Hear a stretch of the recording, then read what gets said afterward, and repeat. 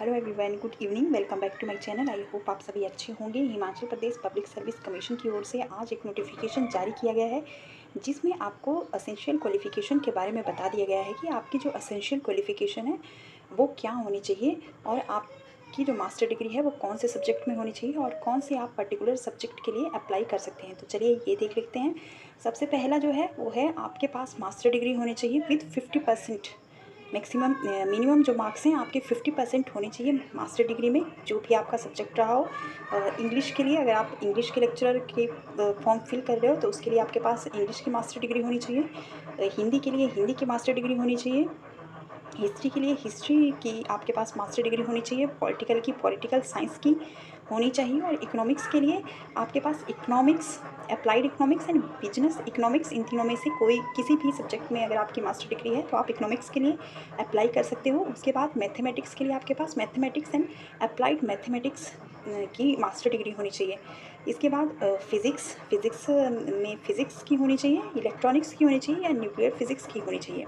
उसके बाद केमिस्ट्री का फॉर्म फिल करने के लिए आपके पास केमिस्ट्री और बायोकेमिस्ट्री दोनों में से किसी एक में आपकी मास्टर डिग्री होनी चाहिए। उसके बाद बायोलॉजी की सब्जेक्ट की तरफ चलते हैं। बायोलॉजी में अगर आपने botany, zoology, life science, microbiology, biotechnology, molecular biology, plant physiology, इनमें से किसी एक में भी अगर आपने मास्टर डिग्री की है तो आप लेक्चरर बायोलॉजी के लिए अप्लाई कर सकते हो।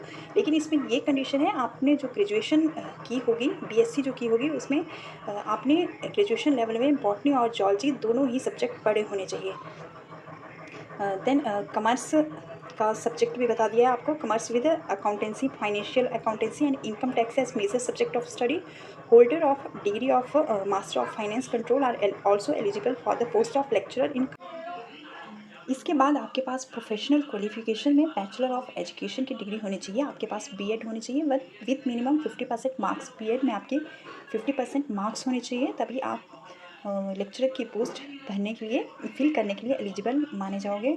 और इसके साथ ही या तो आपके पास 2 ईयर एमएससी एमएड की डिग्री होनी चाहिए। इसके बाद इन्होंने ये बताया है कि कैंडिडेट जब भी अपना फॉर्म फिल करेंगे तो आपको जो अपने मार्क्स फिल करने हैं वो आपको राउंडेड ऑफ नहीं करने हैं। मतलब जो आपके मार्क्स हैं वो एग्जैक्ट वही परसेंटेज लिखनी है जो आपकी परसेंटेज है। तो आज की वीडियो में बस इतना ही। यही आज की इस नोटिफिकेशन में बताया गया है कि आपके पास मास्टर डिग्री होनी चाहिए 50% with 50% marks and bachelor of BEd की डिग्री होनी चाहिए प्लस 50% मार्क्स के साथ होनी चाहिए, तभी आप जो है एक लेक्चर की पोस्ट के लिए एलिजिबल माने जाओगे। आज की वीडियो में बस इतना ही। चैनल को लाइक और सब्सक्राइब ज़रूर करें और बेल आइकन को ज़रूर प्रेस करें। Bye bye, take care.